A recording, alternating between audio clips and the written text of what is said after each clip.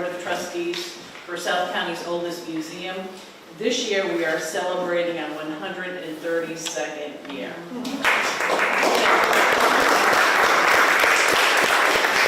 Happy to report that. And tonight we continue our full speaker series and welcome back public historian Robert A. Geake. Robert has spent the last 30 years immersed in Rhode Island and New England history and authored 14 books. Very busy man. He has 2 of them right up here for sale.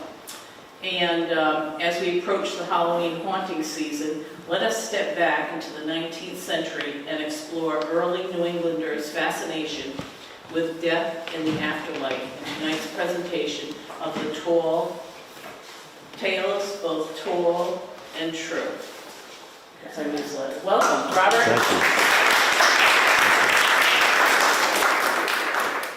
Thank you so much, and thank you also to Karen Ellsworth for reaching out to me and inviting me here. So let's talk about witches, first of all. I was alarmed to find out that witches had invaded East Providence recently. I volunteer at Smith's Castle above Wickford. They had been kind of stationed around there for some time, but they moved to East Providence, closer to where I live, which is alarming. But let's talk about witches for a minute. The belief in witchcraft and subsequent suspicions that fell upon elderly women in particular were another unfortunate tradition brought from Great Britain to the colonies of North America. However, as historian David Hackett Fisher has pointed out, adult women accused of witchcraft tended to be younger in the colonies. In England, a witch was most often in her 60s or older. In America, she was in her 50s, perhaps younger. But the first notation of a conviction of witchcraft in Massachusetts comes from Winthrop's journal in an entry in May of 1648, which reads in part, I'm just going to move this along. At this court, when Margaret Jones of Charlestown was indicted and found guilty of witchcraft and hanged for it, the evidence against her was this, that she was found to have a malignant touch, as many persons, men, women, and children, whom she stroked or touched with any affection or displeasure, were taken with deafness or vomiting or other violent pains or sickness. In addition to this evidence, Jones procured her own herbs and concocted medicines that had extraordinarily violent effects, and she warned those who refused to take purchase of her medicines that they would not be healed, and indeed their sicknesses worsened.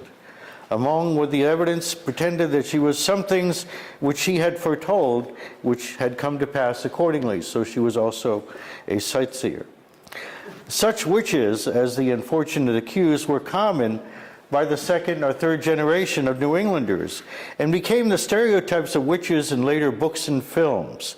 An elderly or indigent woman who earns a living by gathering herbs and mixing potions, who often in an earlier life was perhaps a midwife, or simply had a long history of providing medicines and care to a small community.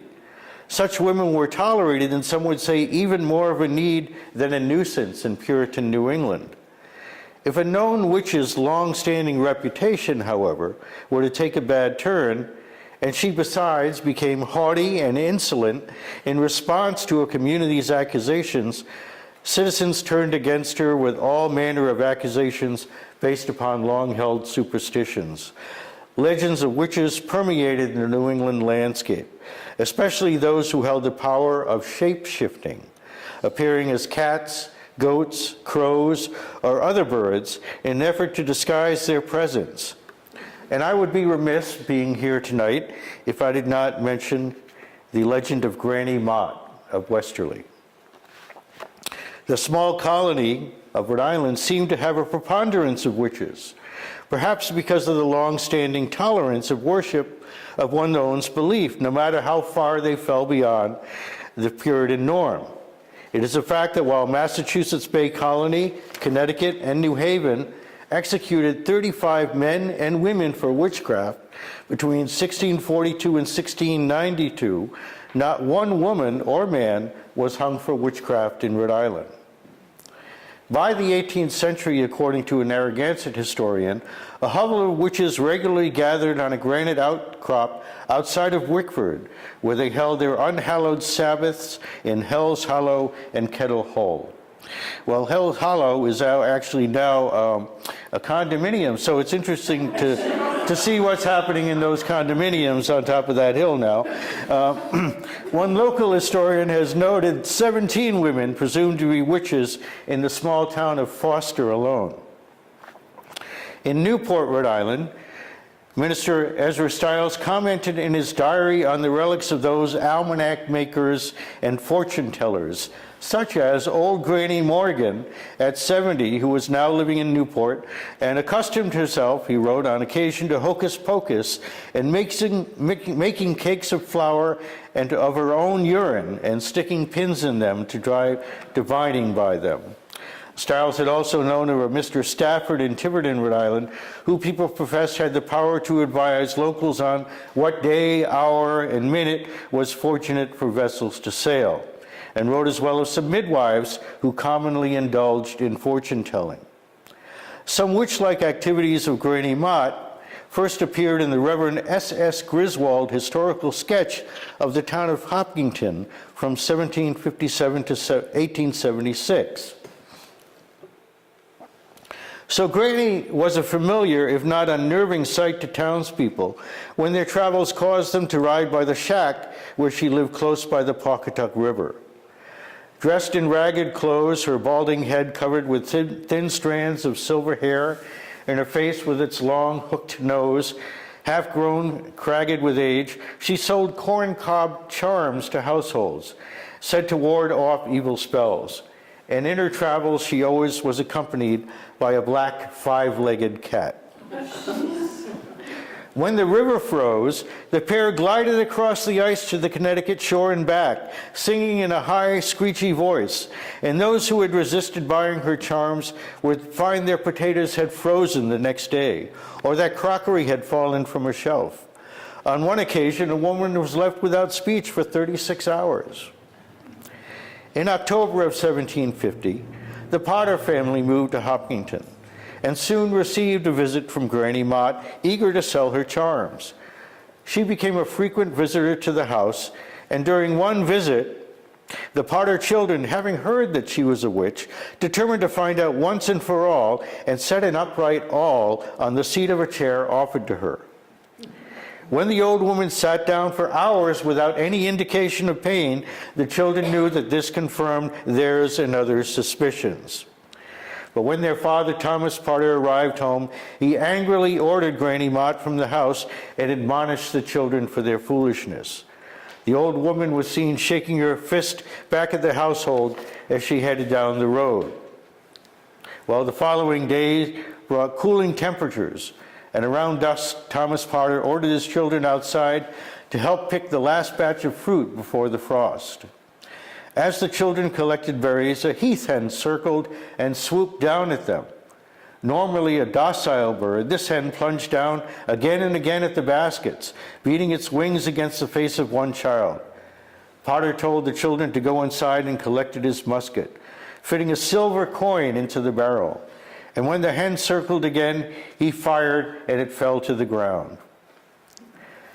That night the river froze, and those who had expected to hear Granny Mott's hideous song as she traversed the Pawcatuck were surprised when a silent night passed to daybreak.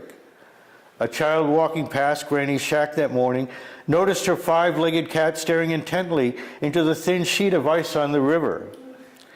Those later brought to the scene recognized the form of Granny Mott beneath the ice, and in the center of her forehead, a glint of silver shone from the coin Thomas Potter had fired the previous day. And this is the only recorded message in town records that was listed as Thomas Potter who killed a witch.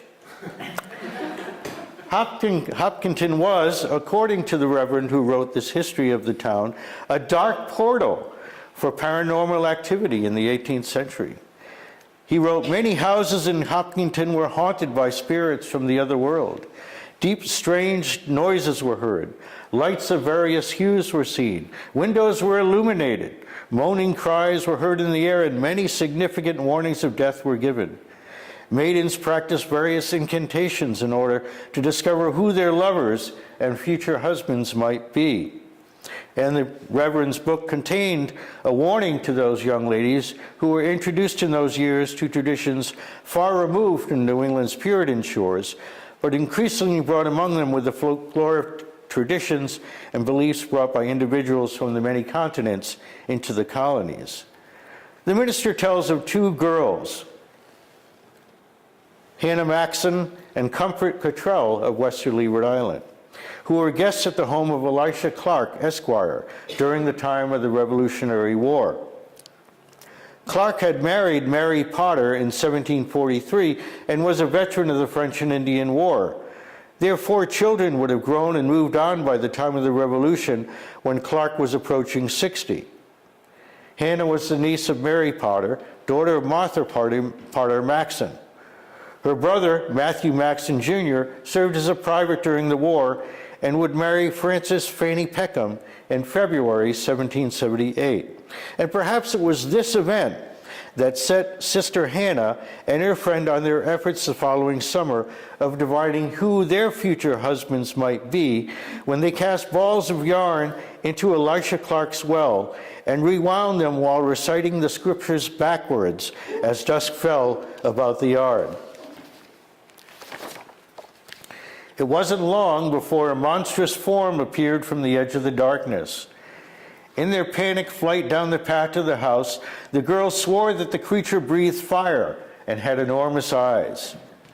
They entered the house and bolted the door, screaming in terror as they fled to the bedroom of Hannah's aunt, who lay in bed recuperating from illness. Their cries of alarm brought an impatient Elisha Clark into the room, and when he heard the tale of these 2 vain and immature young women, he was furious, and namely that they had invited Satan to be their groom. Clark retrieved the family Bible quickly and went to the front door to confront the creature. According to Reverend Griswold, the elder could see the creature's glowing eyes through the transom window above the bolted door.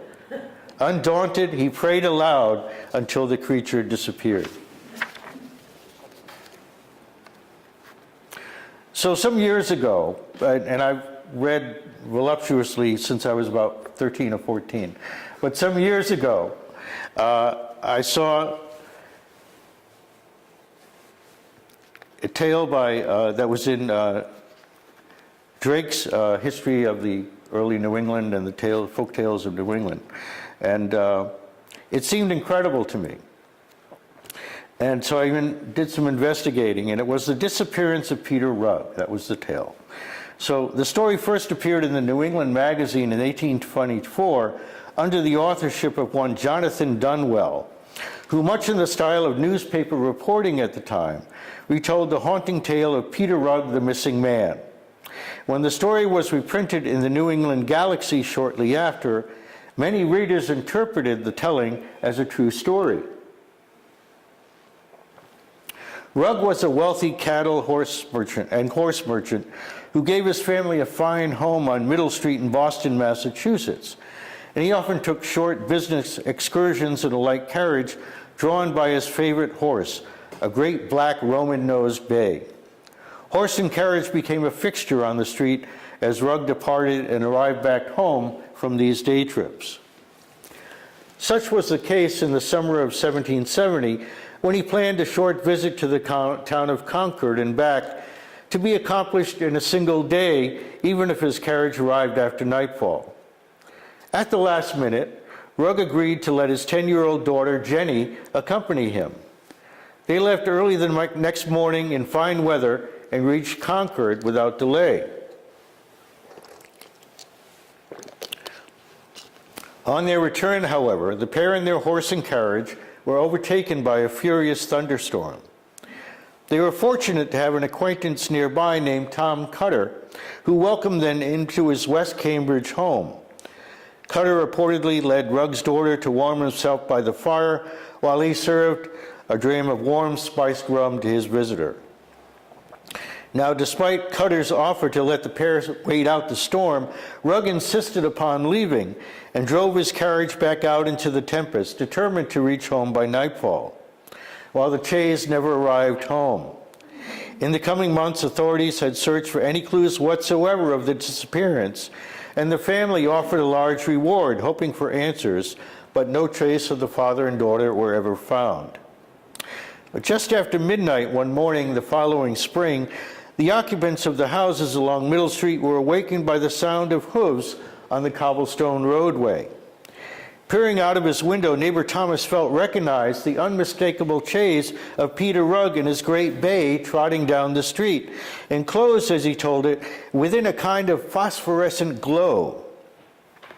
Within days, similar tales of a ghostly carriage were reported throughout the region, while enthusiastic readers soon wrote to the Galaxy asking for more details of the story. And subsequent serial publications, some by the author and some by other readers, furthered the tale and the string of witnesses that had seen the apparition. So I'll give you a few examples, and these go all over the place. Postman Anadona Adams claimed to have been overtaken by the carriage while delivering mail in Newburyport. The chaise spooked his horses, causing them to pull his wagon off the road.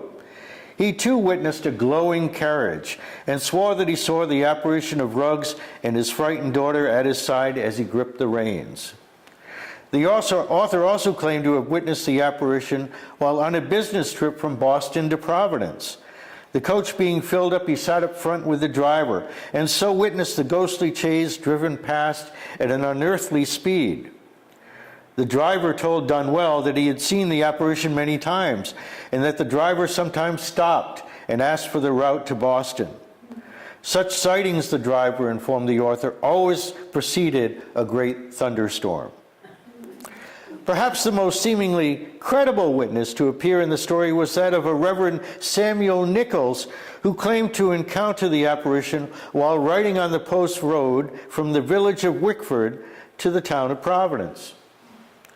Shortly after leaving Wickford on an old mare, Nichols found himself in a driving rainstorm as the horse plodded through Quonset. As the road carried them through a narrow divide between a great hill and a rock ledge, the minister huddled in the saddle. Oops. One minute. The minister huddled in the saddle and looked up at the sound of oncoming hoofbeats and witnessed the chaise coming straight at him. He could clearly see the man frantically pulling on the reins and the frightened girl at his side gripping his arm. The minister's horse threw him briefly onto the back of the passing bay before it bolted with the chaise upon the ledge where its hoof marks, as you see here, can still be viewed today. This is Devil's Foot Ledge. A poignant addition to the tale came years later that a man and a small girl, soaked by rain, although it had been a clear day, knocked on the door of their old address, puzzled as to why the door and the general appearance of the house had changed. The child recognized the large footstone on which she had sat, ate her bread and drank milk, but all else had seemingly changed. So as the years passed, the story was reprinted, most notably, as I mentioned at the top of this, in Samuel Adam Drake's popular New England Legends and Folklore in 1883, and has been reprinted many times since then. In more recent times, popular local histories have retold the tale of the ghostly chaise, reappearing at numerous places throughout the region, often with the implication that it is a true story, while the truth itself has been lost to readers over the years. And the truth is that the tale was written in the form of a letter, intended to be the passing of a kind of yarn, a kind of New England tale on par with Irving's Headless Horseman of the same period. The author of the letter, Jonathan Dunwell, was the pseudonym of attorney and part-time author William Austin. The style of the letter, using the multitude of supposed witnesses, helped to create the illusion that it was a true story, even to the point of its modern inclusion into an encyclopedia of unexplained paranormal activity. So a story involving another well-to-do New England family and its mansion had its origins in a story that appeared in the Nashua Gazette. The Ting family dated back to 1639, when Edward Ting purchased 500 acres and named the tract Dunstable for his hometown in the United Kingdom. As the region flourished, it expanded to include the towns of Tinsboro and Nashua. And by the time of Edward's grandson Eleazar's marriage to Sarah Alford, the property held a spacious and luxuriously furnished mansion, which you see here. A large gambrel-roofed house with four-column porch as part of the front facade, it boasted a pair of great chimneys that made the mansion on the hill even more imposing. Among the 5 children of Eleazar and Sarah, who were raised in such privilege, was Jonathan Ting, who as a young man was, by all appearances, the epitome of a well-haired heir to an upper-crust fortune, attending a fine college and becoming engaged to a woman from a wealthy Boston family. Around the time of his engagement, however, he was introduced to one Judith Thompson, who carried the reputation as one of the most beautiful women in New England. Doubtless she had many suitors, and perhaps driven by pride and jealousy, Ting fell madly in love pursuing her. While maintaining his lifestyle at the mansion house, he arranged to have a dubious acquaintance named Dr. Blood to pose as a minister and perform a wedding for the benefit of the hapless girl, and immediately settled her into a home in Nashua while he lived in the mansion. Ting led this double life for some years. The couple had 2 children together, and when Judith Thompson became pregnant a 3rd time, something changed in the relationship that brought it to a fatal and tragic end. Marriage to his wealthy bride was to be forthcoming, and Ting was remodeling the family home. Seeking no doubt to prevent the exposure of his deceit to his fiancée and her family, he sought again the assistance of Dr. Blood in murdering his wife and children. When the deed was done, the bodies were hidden under the brand new hearth being constructed at his mansion house. Ting is said to have kept his criminal acts secret throughout his life, but as he lay on his deathbed in 1771, friends complained of being barred from seeing him, until a lifelong friend forced their way into the mansions and to his friend's bedroom, where he witnessed the ghost of Ting's murdered wife appear and curse him, telling him his name would be forgotten, even erased from the fine stone that lay engraved upon his crypt.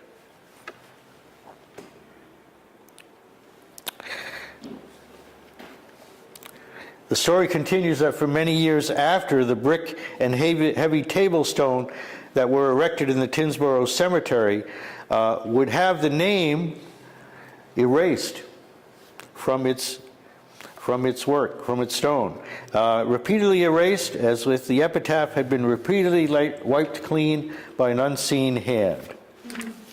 The mansion, however, was inherited by Ting's sister Sarah, who occupied the house for the remainder of her life. So having never married and bore children, towards the end of her life, she was desperate to keep the house in the family. She left the property to a nephew with the stipulation that he take the family name with the inheritance. But for unknown reasons, he declined, and on her death, the mansion was abandoned and fell into disrepair. Now, all of this story is merely the backdrop for a more fantastic tale that would be told in the Nashua Gazette.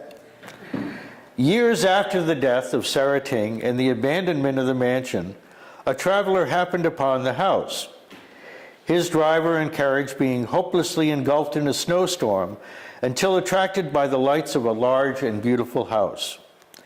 They stopped and knocked on the door, hoping to have a brief respite from the storm. They were greeted by an elegant woman dressed in a resplendent emerald gown who welcomed the travelers inside. The house was the most luxurious either man had ever seen.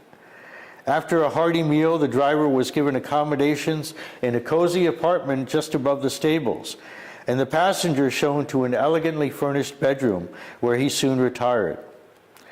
With the coming of daylight, however, both men awoke in a decidedly different house than the one that had welcomed them the night before. Dust covered the windows and floors, and what furniture remained was threadbare and broken, and the heavy curtains that draped the shuttered windows hung in tatters to the floor. While the men left the house as quickly as they could and sought out the local newspaper when they made it into the neighboring town to tell their story. Locals quickly identified the beautiful host in the story, who must be Judith Thompson, though no mention of children being seen or heard was ever made. While Ting's grave remains in Drake Cemetery in Tinsboro, Massachusetts, the mansion house is gone. It received recognition as a nationally registered landmark in 1977, but it burned down just 4 years later. But not before the stories of the appearance of Judith Thompson's ghost became so numerous that the legend became associated with the mansion house in nearby cemetery. And there are still tours that you can take in that cemetery today, hoping to see the ghost of Judith Thompson. So another story of a haunted mansion house collected to an alleged murder is the John York House of Stonington, Connecticut. Now, one of my friends from Smith's Castle actually bought this house some years ago and has tried to restore it over the years in the hopes of opening it up to the public at some point. So the house was built in 1741 by John York and had become a tavern by the time of the Revolutionary War, situated as it remains on the merging of two highways. The legend, as it has been passed down, concerned two local militiamen who shared drinks at the tavern one fateful night. As the men drank, and their conversation turned to the local women they had encountered, it soon became apparent that the woman, both of them, most desired to gain the affection of was one and the same. No doubt as the drinks increased in the night age, the mood grew darker. At the end of the night, a fight broke out among them, and out of desperation for his own life or in fury, one soldier drew a knife and plunged it into the other. So remorseful was the murderer for his act that he fled the scene and committed suicide that same night. But in the tavern, the Yorks found that they could not remove the victim's blood from the floorboards. They removed the boards, turned them over, and placed them back on the floor. And as the legend recounts from that time, unexplained noises, cold spots in rooms, and shadowy forms appeared throughout the house. It's unclear when the house left the hands of the York family. Both John York Jr. and his son John York III lived in Stonington their entire lives, but it was purchased in 1963 by Hugo and Miriam Wilms. They moved in with their family, which included 3 sons. When Mrs. Wilms noticed the paranormal activity in the house, she conducted seances which only increased the activity, but offered no explanation as to the source of the spirit's restlessness. When one of their sons, however, claimed to be attacked, the Wilms called in spiritualists Ed and Lorraine Warren, who in their sessions within the house identified the spirit as a Revolutionary War soldier. Their efforts to free the spirit from the house were believed to have been successful. And after Wilms moved out in 1987, the house was vacant for a decade until it was purchased by Gene Pulio. He still gets calls about coming to the house. Apparently, before he bought it, it was an inn. And so they actually held seances in the house and told the story and so forth. So it's still a place where he still gets people dropping by to see if they can come in and see the house and hear any paranormal activity. And I will tell you that he did himself invite Tom D'Agostino. Does anybody know Tom D'Agostino? He writes books about ghostly encounters and so forth. And so he and his wife went into the house and did EVP readings and so forth, you know.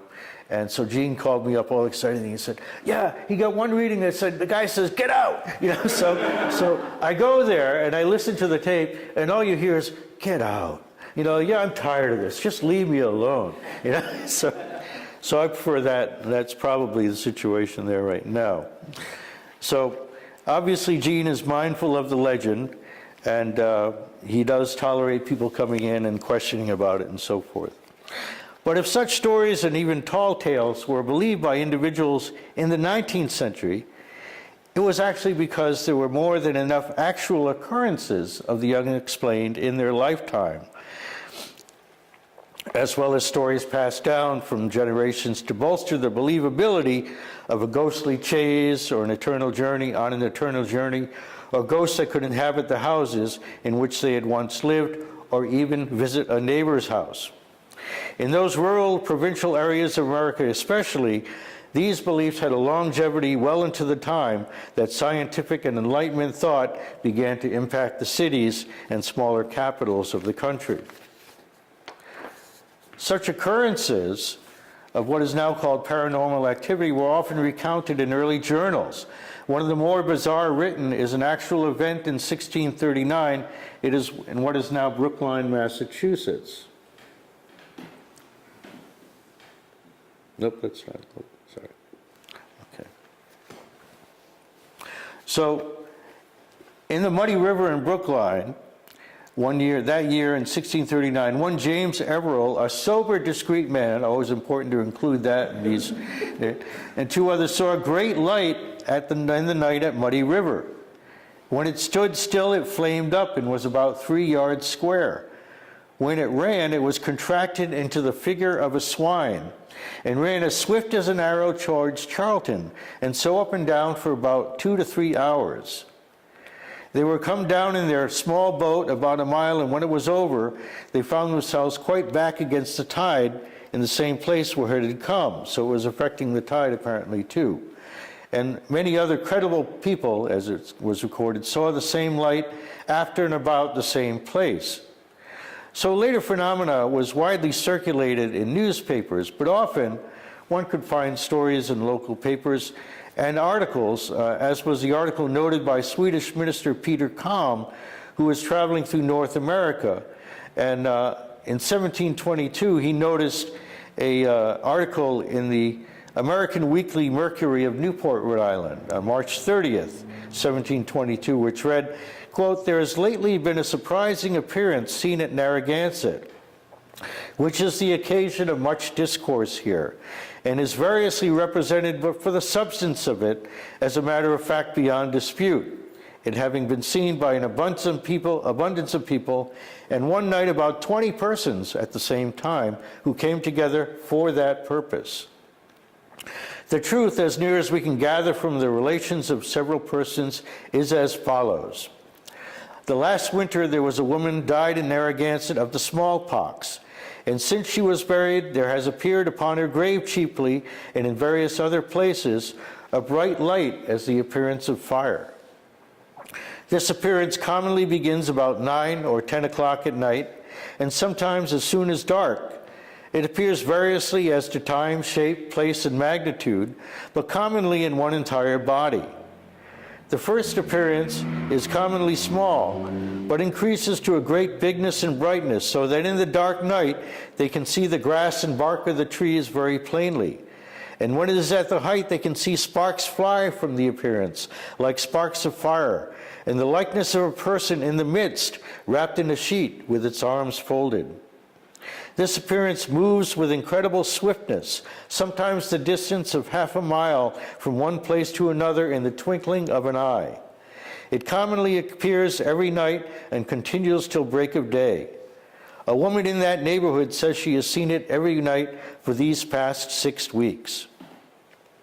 So those who knew the stories of the tavern and the Ting family ghosts would also likely have been familiar with the more ghostly sightings that occurred over several years in the town of Sullivan, Maine.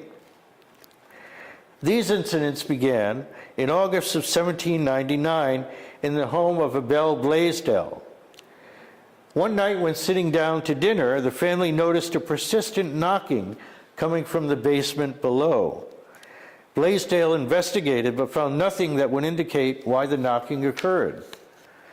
And despite repeated searches, the knocking continued throughout the fall and into the winter, driving the family to the point of distraction.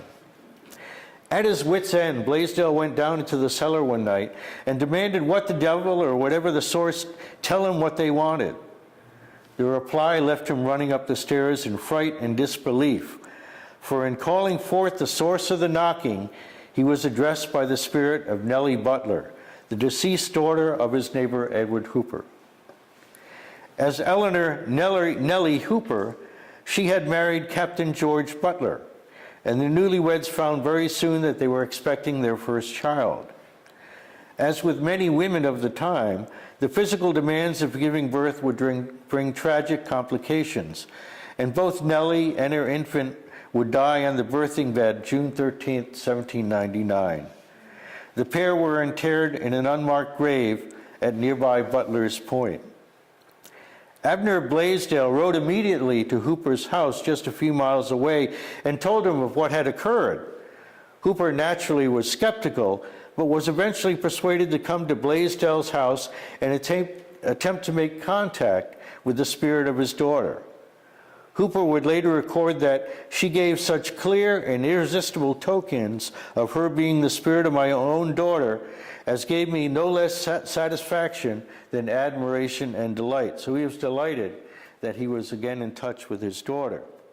But that summer, the spirit of Nellie Butler became increasingly active, appearing before Blaisdell's son Paul as he walked through the fields and following him as he fled in fear. She appeared outside the Blaisdell house numerous times and continued her visitations in the cellar of the home. As word came of the haunting, the curious flocked to the town, and Blaisdell allowed some of the throng to encamp on the property. One visitor recorded the group's experience of witnessing the apparition in the basement. At first the appearance, and this is her account, at first the apparition was a mere mass of light, then grew into personal form, almost as tall as myself. We stood in two ranks about 4 or 5 feet apart. Between these ranks she slowly passed and repassed so that any of us could have handled her. When she passed by me, her nearness was that of contact, so as if there had been a substance, I should certainly have felt it. The glow of the apparition had a constant, tremulous motion.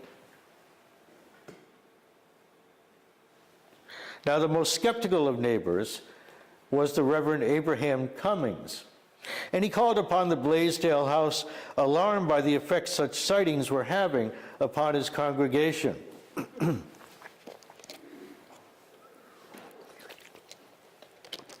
Determined to dispel the notion of any ghost in the household, the spirit nonetheless appeared to him as he rode through the nearby fields, surrounded by a bright light, and he recognized the form inside the light immediately as that of the deceased Nellie Butler.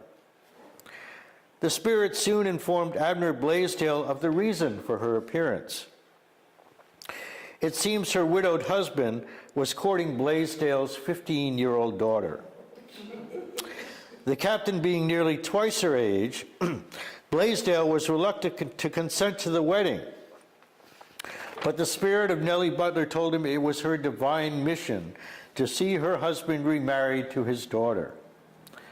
Captain Butler was also summoned to the house, where the spirit appeared to her husband in a winding sheet holding her child. According to the later written account, when Butler tried to embrace his wife, his arms went right through the form. She appeared to him 3 times that day, imploring him to remarry. Finally, Abner Blaisdell gave his blessing, and his daughter Lydia and George Butler were wed on May 29, 1800. For 9 days after the wedding, the visitation ceased, but on the 10th day, the spirit of Nellie Butler appeared before the newlywed couple to tell them that they would soon find that Lydia was with child, but then tempered that joyful news by declaring that as with her, the ordeal would bring the death of his child bride and his own offspring. The ghostly sightings then ceased for a little more than 2 months before the spirit became active once again, being witnessed by over 100 people during the month of August 1800 as she had the year before. The following March of 1801, Lydia Butler and a newborn died in childbirth as the spirit had predicted. The pair were also buried on Butler's Point. near the grave of Nellie and her child. Reverend Cummings, the Spirit appeared once more to a large crowd gathered by Reverend Cummings in 1806, who had by then become convinced that the spirit of Nellie was a messenger from heaven who could foretell the future. And this is his book just above it. Cummings would author a book that would recount the entire affair, and the title of which is Immortality Proved by the Testimony of Sense, in which is considered the doctrine of specters and the existence of a particular specter, which was published in 1826. So while the minister may have been certain that the apparition had appeared from the hand of God, his flock and others in the county were not so certain that the devil himself did not have a hand in the visitations from what they now viewed as a malevolent spirit. Lydia Butler's death and that of her child came about from a curse, not a foretold coincidence. Indeed, as such incidents of paranormal activity occurred in later years, it seems such stories of tortured spirits or those bent upon revenge became fodder for those newspapers eager to expand their readership. Such newspapers and thence the stories would be widely read across the region and other parts of the nation as well. Thank you.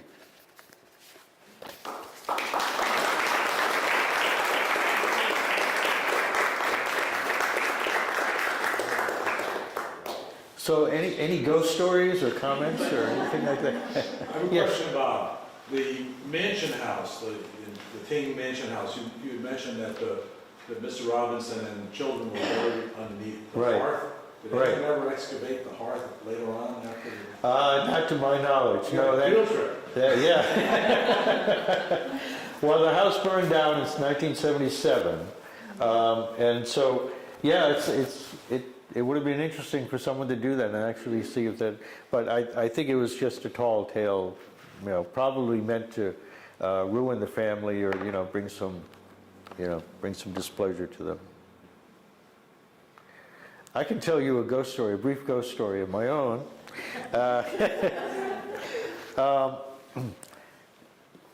And I can tell you that it influenced me in ways that I would not have expected. When I was about 8 years old, we moved from East Providence to Cranston. We were on a dead-end street, and right down the end of the street was the Pocasset River. And so it was a dead end. There were wetlands and fields around it, which was great as a kid. You're not realizing it's wetlands. You just think it's just woods that go forever. So we had lots of fun doing that. But one night, shortly after we moved in,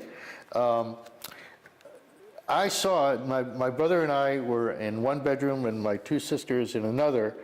And the situation was that you entered one door of our bedroom from the kitchen, and then it went through on the other side. Another door at the other end of the room went into a small hallway, was a bathroom, and led to two other bedrooms. So I think that initially that what became our bedroom was maybe a study or something like that.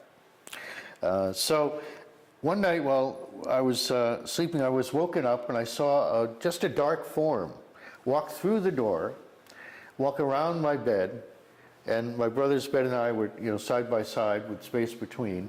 And he walked between the two beds. He bent over my bed, and I couldn't see any features at all or anything like that.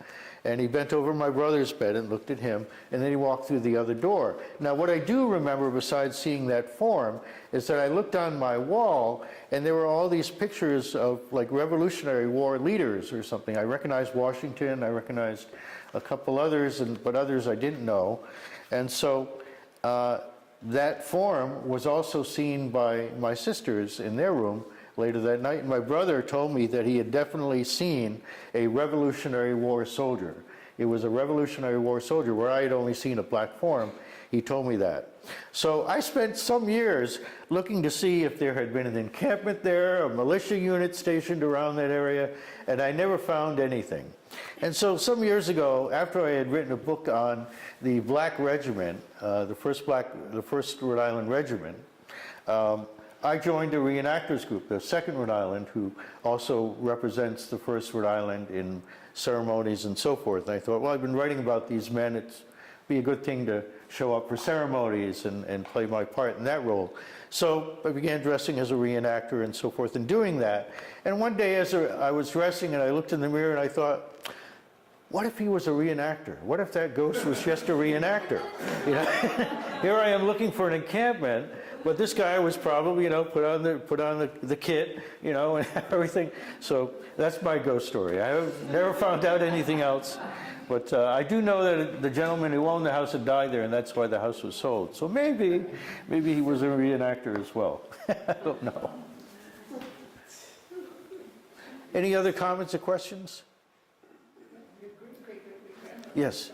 The story about the ghost and the hen, the witch who could turn into different things. Yes. Well, I collect ghost stories in my town, and I only know of one witch, and she would be about the late 1700s. Her name was Granny Brown, and she was an older woman and could work spells, apparently. If she would go to her neighbor's house and ask to borrow a cup of flour or some yeast or something, and she would be refused. And if she were refused, the farmer's wife, the bread wouldn't rise, or the milk would turn sour, or that sort of thing.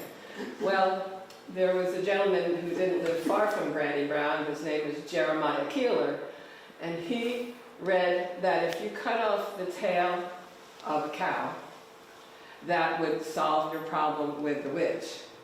So he got a heifer or something, cut off the tail, and the next day, according to Jeremiah, who was a really good storyteller, but anyway, Granny Brown showed up at a store in the town, but her hand was all bandaged, a very bloody bandage, and she was asked what happened, and she said, well, I caught my finger in the door latch, but Jeremiah swears the fact that he cut off the tail of this cow injured Granny Brown. And the story goes on a little bit further. Granny Brown eventually became ill, and even though she wasn't that kind to her neighbors when they wouldn't give her what she asked for, they would come and sit by her and bring her water, bring her some sort of sustenance. And one day, at one time when a neighbor was next to her bed, Granny Brown asked the neighbor, she said, I'm terribly thirsty, could you please get me some water, a drink of water from the well? The neighbor went out to do that, and when she brought the water back, Granny Brown had died. Now the other thing about a witch cannot die while anybody else is still in the room. So she sent the neighbor out to get the water, and she was able to die in peace, as good witches do.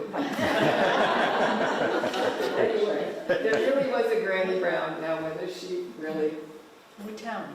had all those other things happen, I don't know. What town? Oh, it's Lewisboro, New York. It's right in the corner of where Connecticut bunches into New York, and it's right, the closest town is Ridgefield, Connecticut, and it's only 10 miles from Danbury. So that's where. Nice. Thank you. Anybody else?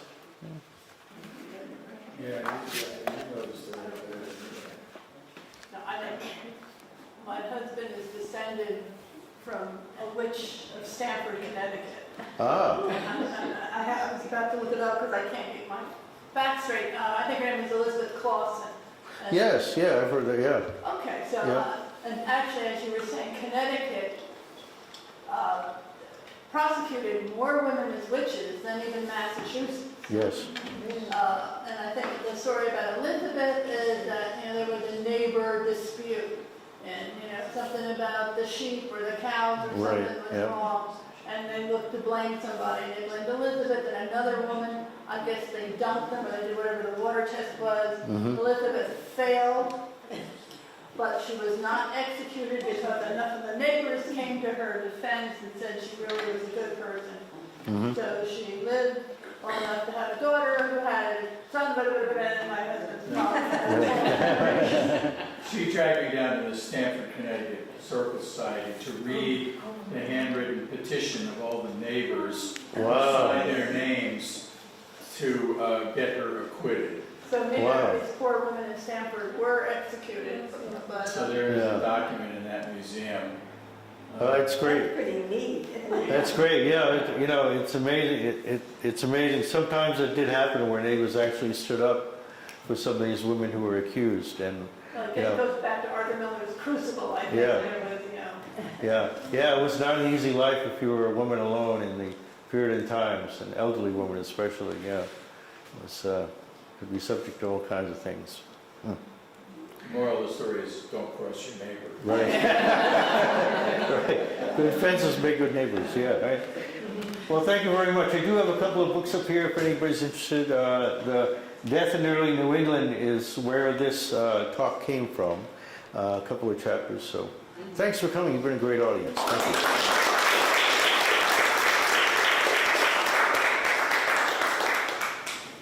And what are you working on, your newest book? I'm working on a biography of James Mitchell Varnum.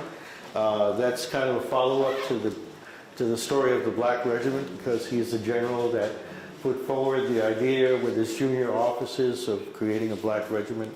Really found some interesting things, including the fact, the fact that he also, early on, the family had an enslaved man who was bought as an infant.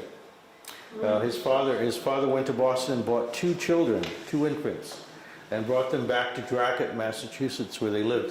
The female infant did not survive the journey back to Dracut, but the boy did, and they named him Royal because the certificate that he was bought with, it seems to indicate, I haven't proved this I haven't officially proved this, but seems to indicate that the infants were from the royal family of Massachusetts, and that they had sent these infants to be sold. His name was Silas Royal. Is his name? You can look him up. The National Park Service recognizes him as a privateer and a soldier in the Revolutionary War. So he was with the family. He grew up in the family. At some point, they emancipated him before the Revolutionary War. He served as a privateer twice, and he served with James Mitchell Varnum in his unit during the Siege of Boston. And the home legend is that, or the family legend is that he stayed with Varnum his entire time in the military. I found out that that wasn't true. But he was highly thought of by the family. He went back and actually was the manager of the family farm while all the men in the family were away at war. So that gives some indication of how valued he was, in the family, and how well thought of. And before his death, in his will, James Mitchell Varnum put aside money so that he would always be able to live in the house and have, some sort of income for the rest of his life anyway. And he was always very proud of having served with General Varnum. So, yeah. So interesting stories, yeah. Thank you. Thank you. That's great. And our last speaker coming up November 21st is Dale Collier Corners and Time Gone By. So we'd like to invite everyone to come back again on Thursday, November 21st. And we have refreshments here. You want to come up and take a look at the books. They're $20 each. And thanks everyone for coming.